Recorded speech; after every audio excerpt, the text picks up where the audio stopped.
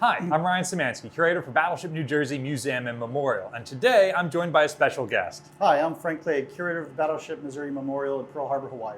So you took this short trip out here to visit our battleship again. Last time you were here, we were still in dry dock. So we're going around seeing the regular tour route, and of course, my favorite place to bring you. Those of you guys who've been watching the channel for a while know that this is a sore spot for me.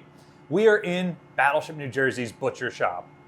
One of my favorite things about the entire completed Iowa class being preserved as museum ships is that they're very different ships. They get different conversions at different times. And so it means that visiting the different ships, you get to see different things. As originally built, the Iowa class had a butcher shop here on the port side, just forward of the mess decks. And Battleship New Jersey is the only one that retains this space as such. She received the most restore reactivation in the 1980s. One, she had been active in the 60s, so they needed to do less work. But two, Lehman and Reagan were trying to prove that they could reactivate these ships quickly and cheaply. So New Jersey is rushed through very quickly and with relatively few modifications, which means spaces like this one retain their original function. Now, during World War II, it was quite common to bring on quarter cuts of beef or half cuts of beef and pork and things like that, and then cut them down into the various products that you needed. But by the 1980s, they're getting ground beef and all of that stuff already. So this space was largely vestigial. I suspect they used it for the refrigerators, which do appear to be a newer model that were added in here, and precious little else.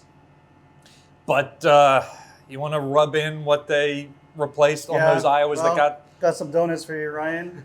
Kind of rub it in a little further because on USS Missouri during the ship's modernization reactivation 1986, this space was renovated to actually add a donut machine. So over here on this side of the space was a donut machine that was added. The galley was also gutted and renovated as well with more modern kitchen equipment. But interestingly enough, even in between 1986 and 1992, the donut shop space had different usage. So I talked to recommissioning crew members who said that they used a donut machine every day basically to make donuts. But then around 1990, when the ship was deploying to the Persian Gulf for the first Persian Gulf War, the maintenance and the upkeep on the donut machine became too much, and they basically kind of turned this space into kind of a storeroom, and they stopped using the donut machine, and they started just using the deep fat fryers in the main galley to make the donuts instead, just to kind of add some simplicity to their operation, I guess. And those of you who've been watching this channel for a while know this is a sore spot with me, and it actually makes me feel a little bit better. The number of times I've complained that Missouri and Wisconsin have these really nice donut shops here separate from the bakery, while we were just making our donuts in the bakery all along, which probably meant less volume of donuts over time. So it's interesting to hear that more modern 1980s technology broke fairly frequently.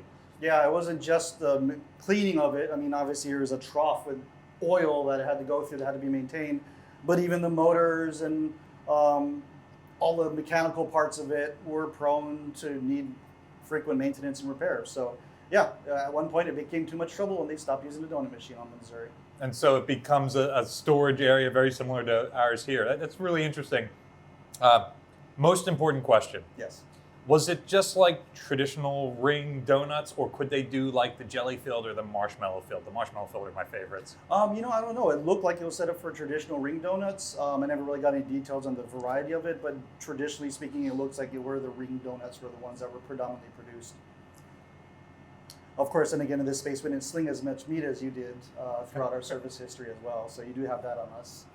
We have to find some original Iowa crew members and ask them what brand of donuts their donut shops put out most similar to. Are they like Krispy Kremes or Dunkin' Donuts or some of those others? It would be interesting to see like what type available today is most similar to what they had on board. Right.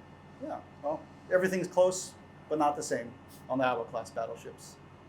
What kind of donut is your favorite? Let us know in the comment section down below. Mine is the marshmallow filled ones with the chocolate on top. What about you? Mine is the chocolate dipped donuts. Those are my favorite. Battleship New Jersey receives operating support from the New Jersey Department of State, and also from a number of other businesses and private individuals. Consider throwing some support off to Battleship Missouri to offset the massive cost of sending Frank out here to take a tour of Battleship New Jersey. There's a link to their donate page in the description below. You can support Battleship New Jersey by liking, sharing, and subscribing so more people find about our museum and the YouTube channel. Thanks for watching.